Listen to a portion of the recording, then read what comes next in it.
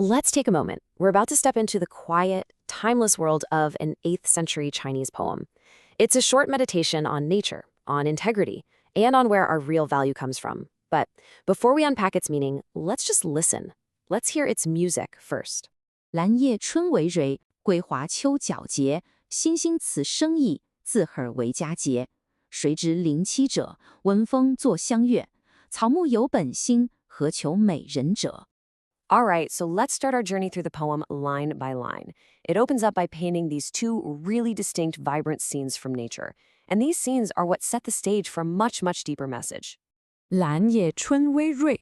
So here, the poet writes, orchid leaves in spring, lush and draping. Can you picture that? You can almost feel that deep, rich green, the heavy, graceful way the leaves hang, just bursting with life after a long winter. It's an image of pure, unrestrained vitality. 桂花秋皎洁, and then, just like that, the season shifts. Laurel flowers in autumn, luminous and pure. Now, he's talking about the osmanthus flower here, whose tiny blossoms have this incredibly intense fragrance, and they seem to shine with this clean, bright light in the cool autumn air.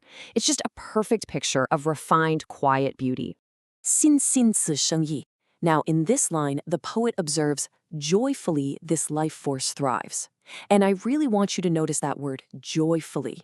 He's not just describing plants, is he? It's like he's sensing an emotion in their very being. Their growth isn't a struggle. It's this happy, vigorous expression of exactly what they are. 子也为佳节. And this is where it gets really profound. This line can be understood as, and in itself becomes a beautiful season. Think about that. The orchid isn't jealous of the laurel's autumn bloom. And the laurel isn't trying to rush to blossom in the spring. Each one flourishes in its own time, creating its own perfect moment. They aren't competing with each other, they are totally and completely themselves. Okay, so just as we're getting comfortable in this world of plants, the poem takes a turn. The perspective suddenly shifts because a human observer walks into this quiet world, and we start to see it all through their eyes. 谁知灵栖者? Who would know of the one dwelling in the forest? This line introduces this mysterious figure, doesn't it? A recluse, maybe a hermit, someone who has stepped away from the busy world to live a life of quiet observation out in nature. 闻风作相悦. Now this next line is just beautiful. You've got to pay close attention to the phrase 闻风. It's got this amazing double meaning. The line says, catching their scent on the breeze is moved to joy. So on one level, yeah, the hermit is literally smelling the sweet fragrance of the flowers. But wenfeng can also mean to perceive someone's noble character. So the hermit isn't just appreciating their scent, he's appreciating their very nature, their integrity. And that brings us to the final two lines, which are really the philosophical soul of the whole poem. Here, the poet stops just observing and makes a direct statement, revealing the central theme he's been building towards this whole time. 草木有本心. Okay, this line right here, this is the crucial point.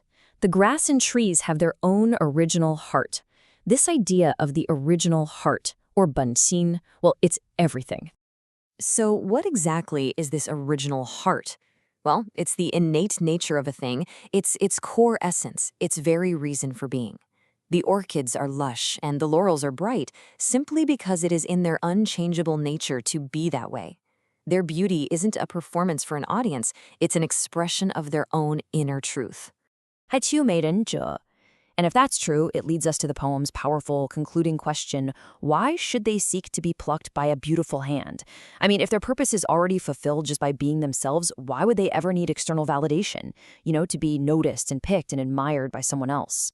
And you can really see the poem's core tension right here.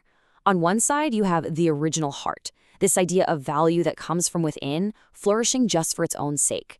And on the other side, you have the act of being plucked, which is all about seeking value from outside approval and recognition. The poem is really asking us to think about which one is the true source of our worth.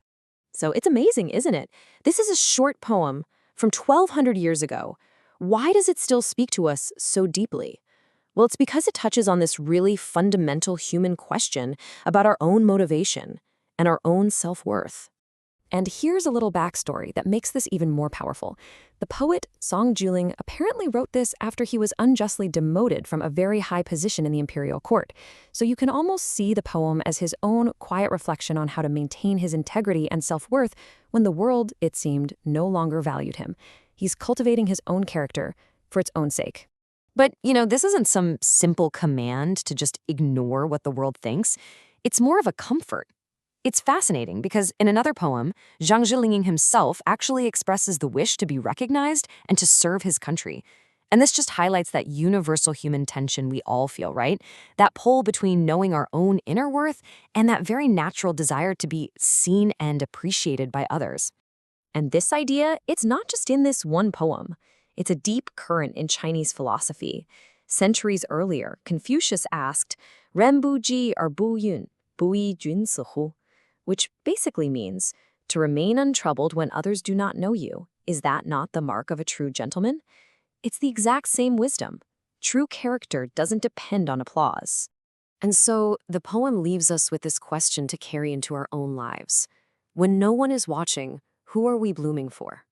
It invites us to find that quiet, joyful, self-sufficient strength inside ourselves, that original heart that blooms in its own season for its own sake, no matter who is there to see it.